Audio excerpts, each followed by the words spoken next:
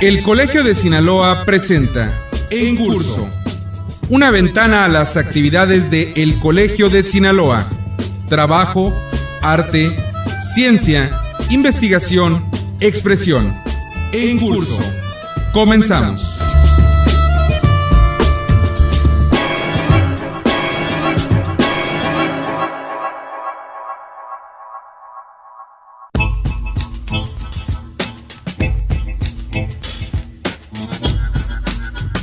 Bienvenidos una vez más, amigos radioescuchas, al programa En Curso, el programa de El Colegio de Sinaloa.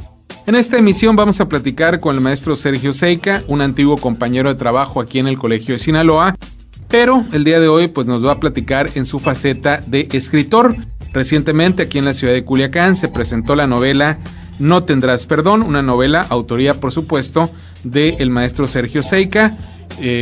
Pues una persona muy joven, para quienes lo conocen, para quienes no, pues no llega a los 30 años, pero ya ha incursionado en el mundo de la literatura con esta novela de reciente publicación. Y el día de hoy vamos a platicar de ella, cómo se fue armando, cómo surge la idea y cómo fue el proceso creativo para llegar finalmente a No Tendrás Perdón, el título de esta novela que nos narra pues cosas muy interesantes, además en la perspectiva de un escritor joven, nacido en Sinaloa y hoy pues con vida en otras latitudes, pero que no olvida pues de dónde salió y que hizo buena parte de su vida académica y su vida laboral aquí en el estado, y hoy viene a compartir con nosotros todo lo que se relaciona a No Tendrás Perdón, su novela, su ópera prima, por decirle de alguna manera, su primera novela, y que esperemos no sea la última, estamos seguros que habrá muchas más. Vamos a escuchar, sin más preámbulo, aquí en Curso, el programa del Colegio de Sinaloa, al maestro Sergio Seica.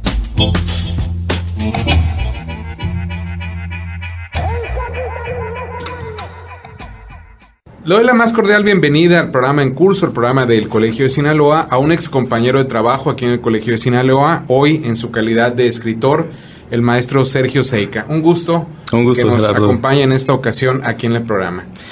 Bueno, pues sí. Yo quisiera, primero que nada, felicitarte porque te hablo de tú en este caso, sí. Nos conocemos de hace mucho tiempo. Felicitarte pues por esta nueva faceta de tu amplia trayectoria, en este caso como escritor. Y bueno, vamos a platicar de eso, ¿no? De la novela. Y yo quisiera comenzar con una pregunta muy básica. Ajá. ¿Cuándo empieza Sergio Seica a escribir? ¿Y cuál es el trayecto que sigue para llegar a hacer esta novela? Ok. Pues mi acercamiento con literatura directamente fue relativamente reciente, ¿no? Fue como en la preparatoria. Antes de eso ya tenía como... No me gusta esa palabra, pero lo voy a usar, como la inquietud de crear historias o tejer historias, ¿no? Desde niño. Pero sentía que no tenía la imaginación para hacerlo. Entonces ya en la preparatoria, cuando empecé a ir a los talleres con Elmer Mendoza y con Eduardo Ruiz Sosa, en especial ellos dos, fue cuando averiguo, digamos, que el asunto no nomás es de... es que naces con la imaginación. La puedes desarrollar, pero tienes que machetearle, ¿no? Tienes que meterle mucho énfasis al asunto. Entonces, a partir de ese momento es cuando... siento que el asunto ya es, bueno, a escribir. Primero con cuentos, ¿no? Nunca me he sentido muy a gusto con el cuento, porque lo he intentado muchas veces. Pero siempre tenía un proyecto de novela, digamos, a pesar de eso. Novelas que acaban en el fuego o borradas en la papelera de reciclaje de la computadora. Una tras otra. Y en caso de esta novela, digamos, hubo un periodo, yo creo que todavía estaba trabajando aquí o un poquito después, que sentía que no salía nada y como que ya no sabía realmente si valía la pena continuar o no.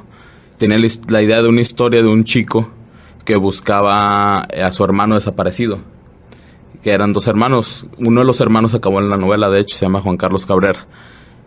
Pero la idea nunca terminaba de cuajar, hasta que me topo con un día estaba escuchando una canción y hay una línea que habla sobre la culpa en la canción. Entonces decido crear una chica que es Aurora, que siente culpa por haber hecho algo de niña y que se encuentra otra mujer que era como el prototipo de Ana Lucía, que también llora la muerte de alguien, ¿no?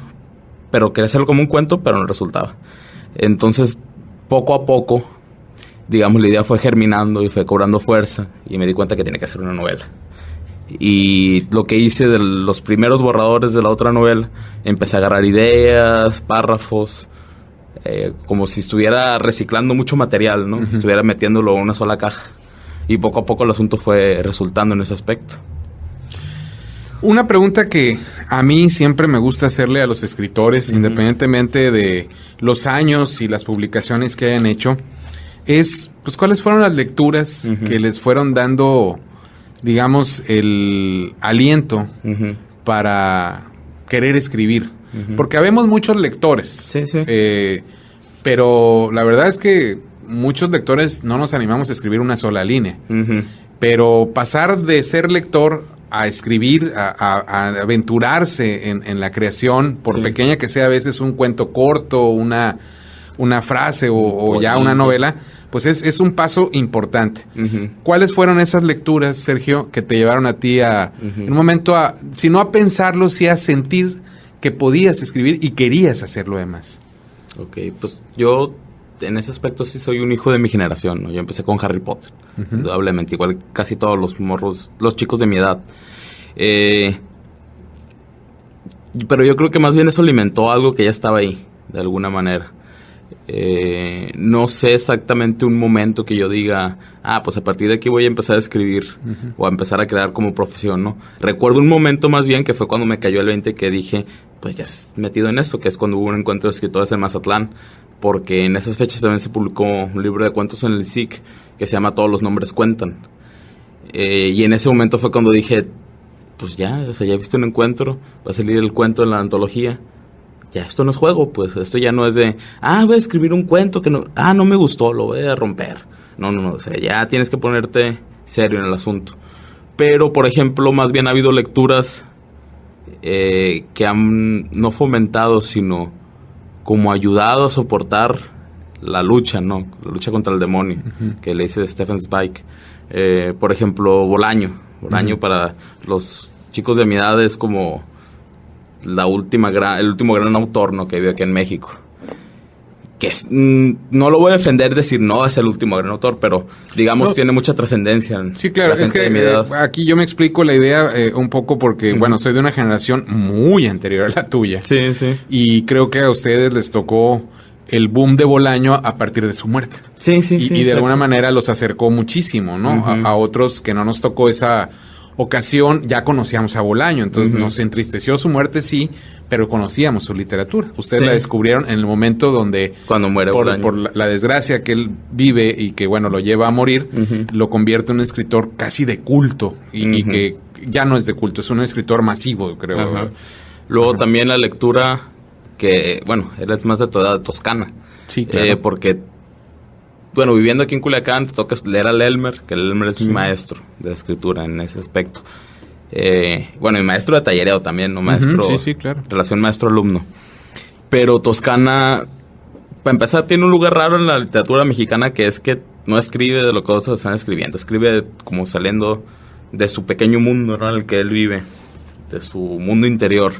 Y ese poder imaginativo que tiene, en especial, por ejemplo, El último lector, que reflexiona mucho en la literatura, ¿no? Fue como muy importante para mí cuando llegué a Toscana, a la lectura de Toscana. Ya conociéndolo en persona es muy divertido, pero yo creo que no existe la relación, nunca he tenido la relación con él en persona que sí tengo con sus libros. Sí, claro. Lo que yo creo que él preferiría, porque como que es un tipo muy tímido. Sí, no le bastante. Gusta mucho aquí tuve la oportunidad en este programa 2 ocasiones ya de entrevistarlo y sí es complicado hacerlo. La verdad. Interesante sí, de sobra, ¿no? De sobra. Pero complicado entrevistarlo. Sí, como que él más bien lo que le gusta es estar en su vida y en su mundo y sus cosas y que no lo molesten mucho. Publica los libros porque los tiene que publicar y las entrevistas. Bueno, Bolaño, Toscana. Hay 3 influencias más directas en la novela, que son las que evitaron que se abandonara. Que una es Agatha Christie, fue una escritora húngara, creo, ahorita no me acuerdo bien la nacionalidad, que vivió en Francia y tiene 3 novelitas que se publican en un solo tomo que se llama Klaus y Lucas. La primera novela se llama Gran Cuaderno y es el asunto, de alguna manera yo creo que es como vivir en Culiacán, ¿no? Son unos gemelos que son enviados durante la guerra a vivir con su abuela, les toca vivir todas las atrocidades de la guerra. Y de alguna manera se siente como todo lo que es la guerra contra el narco aquí, ¿no? El asunto de vivir la violencia no directamente, sino por un costado. Que la violencia, que las bombas caigan al lado de tu casa, todo el asunto ese. Otro fue Antonio Gamoneda, un poeta español, que pues trata también mucho ese tema, ¿no? El tema no precisamente de la violencia como Agota Christoph, pero más bien como el sobrevivir a la violencia, con las dictaduras en España, todos los movimientos políticos, ¿cómo se llama? El no creer ya en las ideologías, ¿no? Está en Gamoneda. Y yo creo que el tercer libro, que de alguna manera fue el que más permitió aguantar, porque fue un proceso psicológico muy fuerte, ¿no? Escribir el libro, no es un libro muy bonito, desde la portada se nota, pero Bajo el volcán de Malcolm Lowry, que es un libro muy agrio, muy amargo. Yo creo que si soportas leer Bajo el volcán, soportas leer muchas cosas ya. El editor no quería publicarlo, por lo mismo, ¿no? Sí. Pero el asunto en Bajo el volcán es que es como si fuera, dice Lowry, que es como si fuera un mezcal, ¿no? Tú llegas porque el editor le dice que todo el inicio del libro es muy lento, demasiado lento, y que si, ¿cómo se puede justificar eso? Y dice Lowry que es como beber un buen vino, que ocupas un cartel que te lo anuncie. Y que en dado caso, bueno, pero Bajo el volcán no es un vino, dice, es un mezcal. Y el mezcal, si sabes de qué es, no te lo tomas así como así. Mínimo ocupas el limón para pasarlo, ¿no? Y aún así quizá la dudes todavía, porque el mezcal pues es más violento. Entonces este asunto de que fuera un libro amargo, a mí me gustó mucho. Porque por lo general la gente intenta ser como alegre o poética. Y Lowry pudo ser muchas cosas, pero principalmente es un libro que no es fácil de digerir, ¿no? No digo que sea difícil de digerir, pero yo creo que intenté manejar ese tono como amargo a lo largo del libro.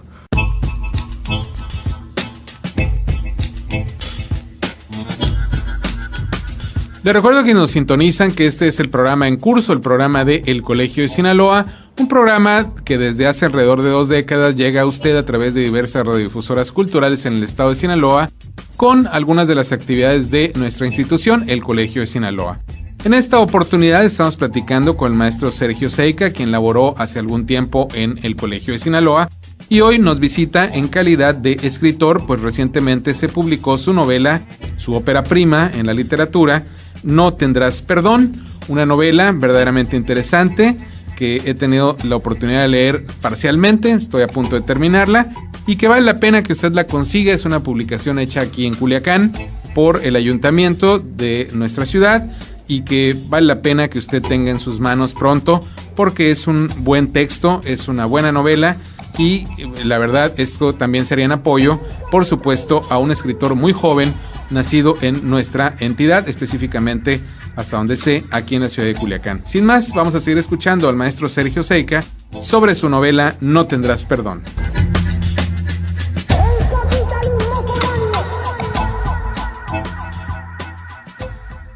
Una pregunta, Sergio Seica. No tendrás perdón. Es el título de su novela, no lo había mencionado, salvo que lo hice al inicio en la conducción. Sin spoilear, como dicen muchos jóvenes ahora, es decir, sin contar la médula y mucho menos el final. ¿De qué se trata? Okay. La novela es una chica que se llama Aurora, que ya se tituló a la universidad. Estudió como Derecho por azares de la vida, ¿no? Y finalmente acaba en una defensoría de oficio, pero como secretaria, porque es una chica que no busca estar en el marco público, ¿no? Precisamente porque ella todos los días tiene muy presente, y en las noches sueña con eso, que cuando era niña mató a una compañera. Ella era la acosadora de la escuela, y la compañera era la que acosaba, y una imprudencia la mata, ¿no? Entonces sueña con la niña muerta todos los días. Pero ocurre en la defensoría, un día que llega una mujer que le quiere como exigir ayuda porque es la que la trata bien ahí, dentro de todos los burócratas que usualmente te ignoran, o que te tratan mal, o que quieren sacar tajada. Aurora resulta ser una chica que, digamos, la trata bien y la acompaña y le habla bonito. Entonces la mujer quiere que la ayude como abogada, cosa que Aurora no quiere, porque aparte resulta que el caso que trae la señora es que a su hijo lo mataron unos acosadores en la escuela, pues es el caso que Aurora no vivió de niña. Y más o menos la trama principal gira en torno a eso. Hay otro personaje que es la amiga Aurora, que se llama Muriel, que es una chica que tiene como una especie de conflicto porque una amiga suya está desaparecida desde hace años. Entonces siempre es el fantasma. Todos los personajes tienen fantasmas, ¿no? La novela está dedicada a mis muertos queridos, así dice, porque todos los personajes Aurora tiene a la niña muerta, Ana Lucía Batis tiene al hijo muerto, Muriel tiene a la amiga desaparecida. Entonces, de alguna manera, todo el tiempo están buscando comunicarse o hablar con ellos, ¿no? Como esta cosa que ocurre mucho. Yo tengo muchos amigos muertos y de pronto me descubro hablando, como queriendo conversar con ellos, a pesar de que sé que no van a responder, ¿no? Uh-huh. Pero es como una forma de digerir eso, de digerir el duelo de perderlos, de alguna manera. Por ahí va el asunto de la novela. También entra este otro asunto de las madres buscadoras del fuerte. Okay. Pero un poco como las buscadoras, creo, nomás, ¿no? El asunto de las madres que se van a los cerros a buscar a los hijos. Que también hay en Culiacán, pues. Sí, claro. Y en buena parte del país, por desgracia. No es exclusivo ya del fuerte. Uh-huh. Sergio, una pregunta que me gusta hacerle también a los escritores es ¿qué tan complicado fue hacer los diálogos? Porque si algo le da verosimilitud uh-huh. a una narración de ficción, la convierte en algo vívido para el lector, uh-huh. pues es que los diálogos tengan la naturaleza que uh-huh. suele tener el lenguaje habitual que encontramos en las calles o en ciertos ámbitos, uh-huh. en los seres humanos, en las personas comunes como cualquiera de nosotros. ¿Qué tan complicado fue crear diálogos? Porque muchos escritores me han dicho, uh-huh. y de todas las edades y de todos los calibres, que es muchas veces lo más difícil. Sí, yo creo que sí es lo más difícil, pero hay una situación que es que, bueno, al menos yo no manejo escenas de diálogos muy largas, ¿no? Uh-huh. Digo, es un libro de 100 páginas, está muy difícil hacerlo. Pero también, no sé si te fijaste que el libro, los diálogos no vienen con guión. ¿Es cierto? Porque de pronto, y eso lo mencionó Toscano una vez en una entrevista, dice que cuando no vienen con guión es que es como si el narrador estuviera hablando por los personajes. Entonces ahí hago como una especie de trampa, ¿no? Como, digamos, no dejo que los personajes hablen por sí solos, porque aparte el asunto era un ritmo más acelerado, ¿no? Uh-huh. No centrarse tanto en los diálogos. De pronto, dice un amigo que no sabe exactamente cómo está hablando el personaje, cómo está hablando el narrador, pero vas agarrando el rollo y vas sabiendo, mira, ahorita está hablando tal, y ahora tal, y ahora tal. Porque eso, la novela no es una apuesta de coloquial, ¿no? Así de que, vamos a hacer que hablen como los culichis, como las novelas del Elmer, ¿no? Ajá. Sino más bien era un asunto de opresión, ¿no? Como de lo que te dije ahorita, de que fuera más agrio. Uh-huh. Entonces, más bien son como diálogos, al menos en esta novela, más, no secos, pero funcionales, digamos, en cuanto a la trama. Pero hay una parte que son unas entrevistas, que ahí los personajes a los que se entrevistan sí hablan hasta por las patas. Uh-huh. Sin muchos impedimentos y con ciertos estilos personales también. Yo creo que esa más bien es la parte donde sí intenté poner un lenguaje más natural, porque la otra parte de alguna manera también son personajes que casi no hablan. Entonces la bronca, ¿cómo es hablar a un personaje que no le gusta hablar mucho, ¿no? Claro. Y entre los mismos personajes empiezas a tener pleitos por eso, de alguna manera. Uh-huh. Bueno, también otra cosa que pues llama la atención, ¿dónde está ubicada la novela? Uh-huh. ¿En qué sitio, digamos? Si es que se puede definir, porque hay muchas novelas en las que no se define el lugar, ¿no? Uh-huh. Sí, eso me estaba preguntando un amigo del debate en la entrevista el otro día. Me dice, me dicen, no vamos a mentir, tú sabes si es Culiacán, ¿no? Y yo, pues supongo que sí, pasa el Tamazula. Uh-huh. Y le digo, pero también pasa un río Tamazula por una ciudad de Nayarit, ¿no? Y me está diciendo otro amigo que hay otro río Tamazula, no sé dónde, aquí en México. Y él lo que quise aprovecharme fue el hecho de que no supiera en qué ciudad, como para que pudiera ser en todas, ¿no? Porque ahorita es una situación que no nomás está aquí, sino que está a nivel nacional. Pero en esencia podríamos decir que es Culiacán, pero si a los personajes no les importa decir... Sin limitarlo, pues, a que sea exclusivamente en Culiacán. Es que también pasa algo muy curioso. Cuando estás viviendo en Culiacán, por ejemplo, como no es la gran urbe, que vives aquí desde niño, ¿no? No andas diciendo Culiacán esto, Culiacán aquello, sí, ¿no? Claro. Dices, voy al Tamazula, voy al río, ¿no? Uh-huh. Voy al Fórum, voy a Cañadas, voy... Uh-huh. No mencionas a la ciudad como ente, sí, hasta que sales. Sí, claro. Entonces yo creo que eso también los personajes fue muy natural. Porque de pronto... Sí, al principio sí tenía Culiacán, pero y decían, no, Culiacán eso, Culiacán aquello. Pero se me hacía muy forzado, uh-huh, como nomás querer meterle el nombre por meterlo, ¿no? Claro. Has mencionado varias veces a lo largo de esta entrevista que algún lector te dijo algo. Uh-huh. Y yo quisiera que me platicaras un poco, por supuesto al auditorio principalmente, ¿Cuál ha sido la respuesta de los que ya leyeron tu novela? Yo te confieso que leí una parte porque tengo la copia en PDF, pero me cuesta mucho trabajo. Yo soy de la generación del libro físico y me sigue costando trabajo leer en PDF. Lo intenté porque tenía que ser entre esta entrevista y porque me interesa lo que puedas escribir tú, Sergio, pero dije a la mitad. Ahora que el colegio va a tener un ejemplar, voy a terminar el libro físico mejor. Pero... Pues, ¿cuál ha sido la respuesta de los lectores que ya han tenido el libro en sus manos y que lo han escarbado y que tienen la confianza de decirte las cosas como las ven? Pues no han sido tanto hasta el momento porque la presentación apenas va a ser esta noche, ¿no? Pero, digamos, son personas a las que le he dado yo ejemplares, personas cercanas. En general lo que me dicen, que les gusta, sin mucha bronca, salvo quizá un amigo periodista, pero... Él adora a Netti, entonces no lo voy a culpar de que no le gustara este libro, ¿no? Que les gusta y que entre más se va acercando al final el libro se va poniendo más tenso y eso les gusta, les motiva mucho. O por ejemplo el rollo de los ausentes, ¿no? De los muertos que traemos todo el tiempo en la cabeza. Una amiga me está diciendo, precisamente lo leí hace unos días, que se quedó pensando en el caso de los niños muertos, ¿no? En la novela, que son dos. Lo que germina, la culpa en Aurora y el niño muerto de Ana Lucía. Y dice, es que yo cuando estaba niña, una vez casi me apedrearon en el kinder. ¿Quién sabe por qué? Dice que no se acuerda bien, tiene como lagunas. Y que cuando lee la novela y ve eso, dice, pues que yo pude haber sido unos niños muertos, ¿no? Y le digo, pues creo que la mayoría pudimos haber sido los niños muertos. Porque es una situación, me dice ella, ¿te gusta el término bullying o acoso? Le digo, es que yo creo que aquí a lo mejor no puede existir ese término porque la violencia está en todas partes, ¿no? La escuela es solo una representación de eso. En Estados Unidos sí, porque allá la violencia está muy por sectores, digamos. O pandillas, o escolar, o cualquier cosa. Pero aquí está por todos lados. Entonces la veo muy difícil en ese aspecto. Y eso yo creo que es el comentario... Bueno, es que no han sido muchos, si acaso unos 10, ¿no? Unas 2 entrevistas, por ejemplo, 2 entrevistadores. Pero a grandes rasgos lo que me han dicho hasta el momento todavía, porque todavía falta más gente que lo lea también. Se lo he dado a varios amigos cercanos, pero como siempre con los amigos cercanos, pues tienen la confianza para no leerlo o leerlo después. Sí, claro. Sin mucha bronca y uno no va a andarle reclamando, pues. Así es, así es. Sergio, ¿qué sigue para ti como escritor?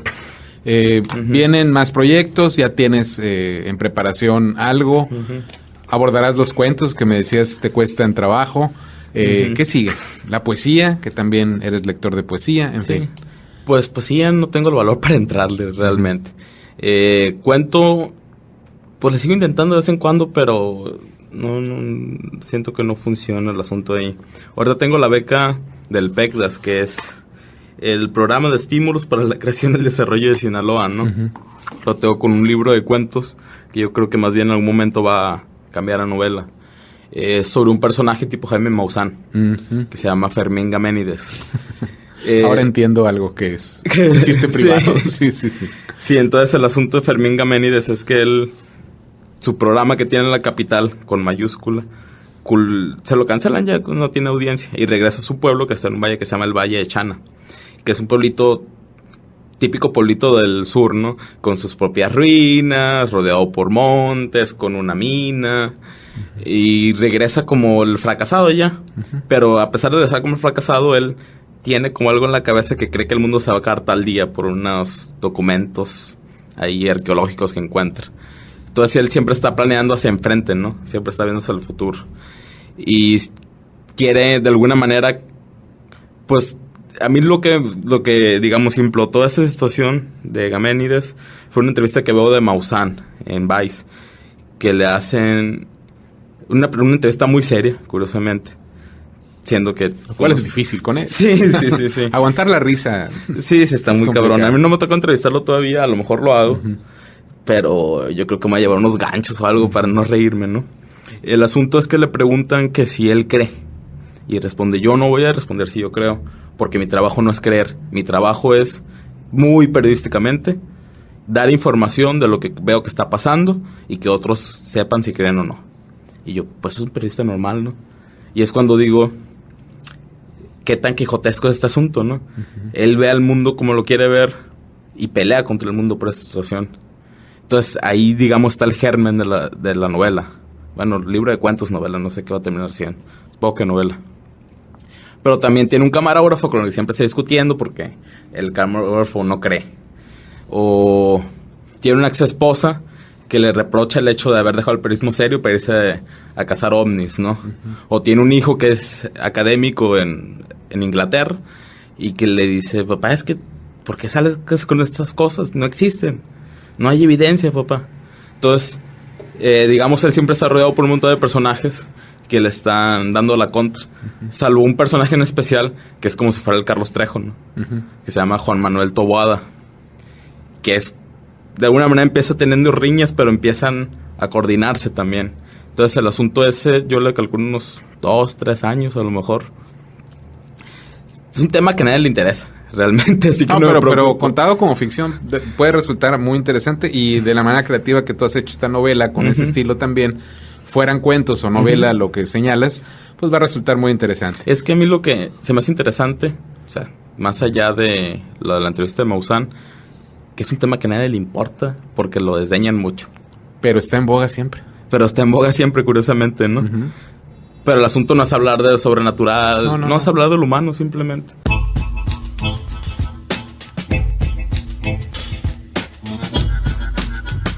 Estamos a punto de terminar. Les recuerdo a quienes nos están sintonizando que esta fue una entrevista con el maestro Sergio Seica, quien nos visitó en su calidad de escritor para platicar de su primera novela, recientemente publicada, y que se presentó hace unos días en la ciudad de Culiacán y que lleva por título No Tendrás Perdón, verdaderamente recomendable para que usted la consiga en diversos puntos de venta en la ciudad de Culiacán y probablemente también en otras ciudades de nuestra entidad y quizá en otras entidades. Nos vamos a despedir, queremos agradecer tu atención a este programa, invitarlo para que siga en compañía de esta emisora, pero también para que se sume a las diversas actividades del Colegio de Sinaloa. Puede obtener información de horarios y días precisos si acude en la ciudad de Culiacán en horas de oficina a la calle Antonio Rosales 435 Poniente, código postal 80,000, la sede del Colegio de Sinaloa, o llama a los teléfonos 716-1046 y 716-1050, ambos con LADA 667. Desde cualquier punto puede obtener información si entra a la página de nuestra institución, tecleando simplemente en la red elcolegiodesinaloa.gov.mx o enviando un correo electrónico solicitando la información a coldecin@yahoo.com.mx. También puede volver a escuchar esta emisión y muchas como esta, así como también algunas conferencias, si entra a YouTube y busca el canal de El Colegio de Sinaloa, tecleando en su buscador simplemente El Colegio de Sinaloa, para obtener un menú amplísimo de grabaciones como la que usted acaba de escuchar. Sin más, me despido, yo soy Gerardo Sornio y esto fue una emisión más de En Curso, el programa de El Colegio de Sinaloa.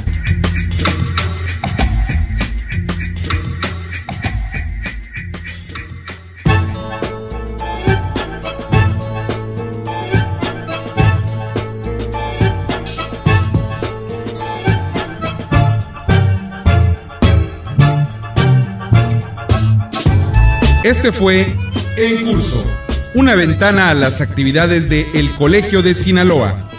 La próxima semana, usted tiene una cita a la misma hora en esta misma estación con En Curso, el programa de El Colegio de Sinaloa.